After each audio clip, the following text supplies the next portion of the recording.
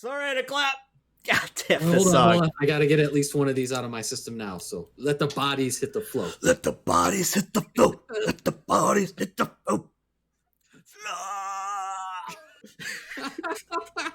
Your mic cut out because it was too loud. This is a much better version of Let the Bodies Hit the No, that was a cover of this song. Oh, okay. Let the body hit the I want Billy to cover Let the Bodies Hit the Floor. Do something wrong with me.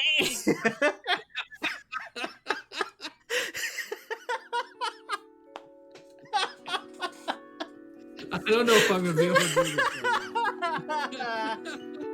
this. Oh, man.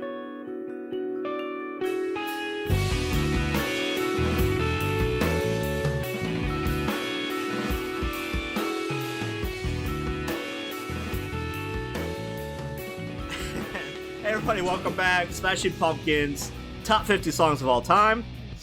We are in the second disc of Melancholy. We just did Where the Boys Fear to Tread, which, if you haven't seen that, I highly recommend it because both these songs exist as one in my mind. That being said, this is so much better than that other song. This is number, what'd you say? It's number 6 on my list? Yeah. Again, if there is a angry, heavy song that still knocks me out, it becomes godly to me because so much of what I was listening to in that vein, I can't touch it anymore. People are gonna say, how can this still click with you? This is the emo hell that you were talking about. You were done with in Soma. Yes, that's one interpretation of the lyrics. But I actually think this is not a woe is me emo hell. He is not saying love is suicide, literally suicide in a negative sense. In my opinion, love is suicide because in order for the emo kid, the unloved, you have to kind of kill your previous self. That unconfident, self-loathing person that's been holding you back. Self-destruction and self-renewal, self-creation. That can be a positive thing. And this song really captures that. You're just going to stop being that person that's holding you back and grow into what you were born to be. And that message helped me a lot. I think that you did a decent job of explaining it because I felt like I walked that walk with you. You call it the emo hell. I would call it being like, in that dark place. You begin to enjoy being in the dark place, even though it's not an enjoyable place to be. You identify with it, and if you ever want to have a hope of leaving it, you have to change. You can't identify with it and constantly go back there because you'll push people away or whatever, or you'll self-sabotage to make sure you stay there. So you got to kind of let that part of yourself go and let it die. And I would say that connecting that to finding love and finding a person is probably the way most people get out of there and let that side of themselves wither away a bit, I would say that's probably true for me. I'm nowhere near as dark and depressing as I was since I've, found my wife and kind of found my way in the world. I probably wouldn't have gotten what you described without you walking me through it. Yeah. But I think it makes sense. Like it's I can follow what you're saying. Yeah, and I'll point everyone to the opening of this song. The opening lyrics are, "Cast the pearls aside of a simple life of need. Come into my life forever." The simple life of need. I love that lyric. That lyric is awesome. Yeah. But I interpret it as the simple life of self-centered, I need, the world should come around to what I need. You know what I mean? Like, absolutely. That's totally the side that you need to let die. Yeah. Like, and that I feel like that's a really good way of describing the the nihilistic, emo, dark place hell, however you want to call it. Man, I didn't even hear Billy sing it. I just heard you say it, and I was like, that's awesome. That's a sweet-ass lyric right there. Yeah, all right. Well, that's good. So it kicks off the song, so hopefully that helps. Yeah, it's a good omen for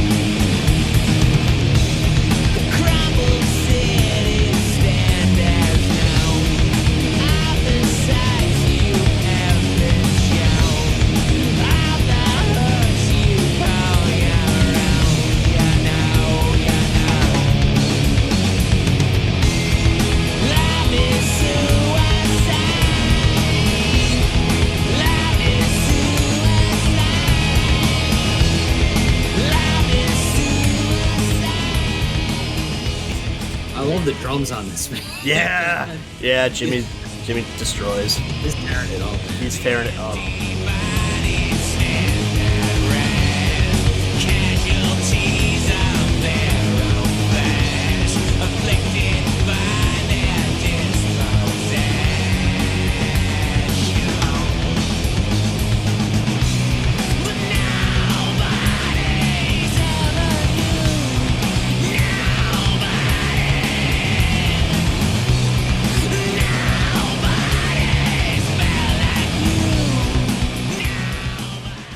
Siamese Dream fans are going, ah!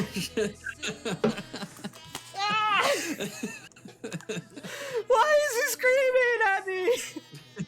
Why is he screaming at me? I never get mad at old school Pumpkin fans. They're like, I dropped out after Melancholy. I don't know what he was so mad about, but I didn't like it. I love when he screams. He just has such a great scream because it sounds like it hurts. But then he switches it up. The full throat scream that you would think would hurt him, right into the Siamese Dream side. Like that switch up. Yeah, I would agree with you. I love the way that Billy is singing this. The way he's doing this is it fits so well and it elevates the song. I think he found like a new gear, and it really adds to this song.